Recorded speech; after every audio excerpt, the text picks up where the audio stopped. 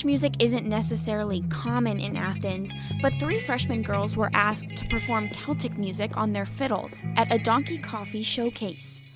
The trio has been performing together for several years. The outlet's Connor Curick and Micah Upshot delve into the group's roots.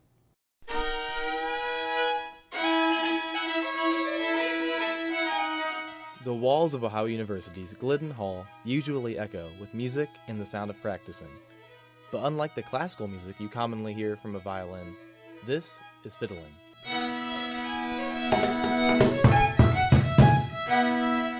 And 3 freshman girls are bringing it to Athens. They've already attracted crowds by fiddling on Court Street. Then, after performing at a Thursday night open mic session at Donkey Coffee several weeks ago, they were invited back to fill seats in the coffee house at a showcase performance on October 22nd. Janelle Wilkins is a freshman in the music therapy program. She's a violinist in the band.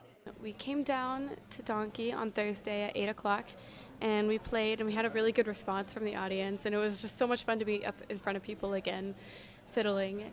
And then it was kind of funny because, like, the next day or the next couple of days, like some people came up to Hannah and I. They were like, well, we saw you guys at Donkey, and, like, we didn't know if we should come up to you, but we had been, like, talking about you guys all day, and, like, we were, like, freaking out. We were like, what? People recognized us from that?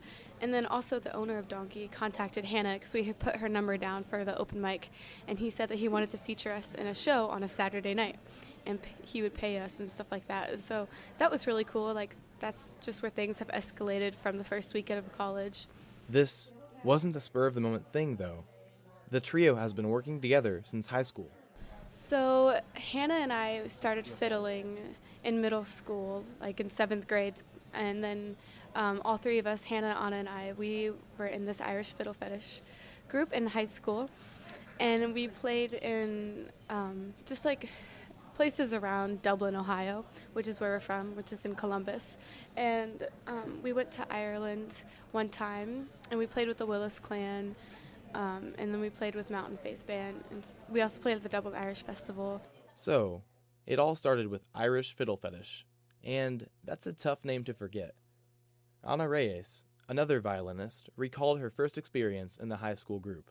I remember going for the first time with Janelle, and then, like, loving it so much, and then, like, from that point on, like, freshman year and on, like, we were just, like, Tuesday nights were fiddle nights, and like, when it got to senior year, me, Hannah, and Janelle were just like, no, we don't want this to stop. It would, like, we love this so much, and, like, it's been a part of our lives for such a long time that, like, how could it stop? So we were talking about it, and we were just like, we should just do our own thing. Like, we should make our own band and just be able to be, like, more creative.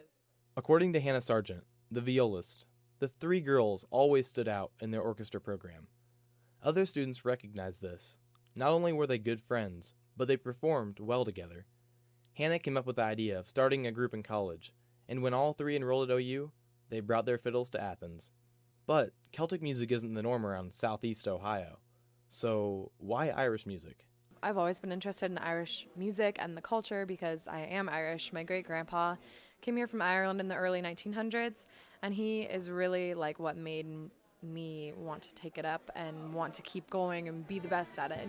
Movement is said to be extremely important to a Celtic performance. It's integrated into the fast pace of fiddling. The girls said that seeing a performance of Celtic music is much different than just listening to one.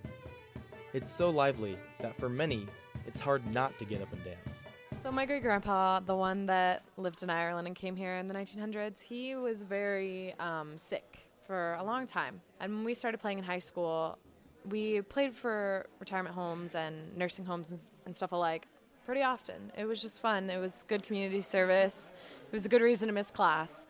But we decided to go to my great-grandpa's home, and we saw really fast how, in particular, he would be asleep.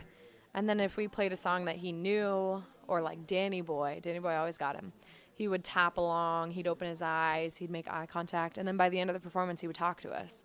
And it was so crazy because at the beginning, he'd be asleep, barely alive, really. And then by the end, he would engage in conversation and be making eye contact, and it was really cool. Donkey Coffee booking manager Troy Gregorino was the one who contacted the trio in the first place to put on a paid performance. he thought they could bring something new to the stage. They're one of those acts that's a really nice surprise to come across. That's one of the cool things about open stage is we never know what we're going to get from one week to the next. And so, I mean, they just came out with such presence and enthusiasm, and the things they play is just really unique, and I think a really great fit for the atmosphere here too. Celtic Company will perform at Donkey Coffee on Saturday, October 22nd at 8 p.m. Admission is $3. All great things start somewhere, and in Athens, they start at Donkey.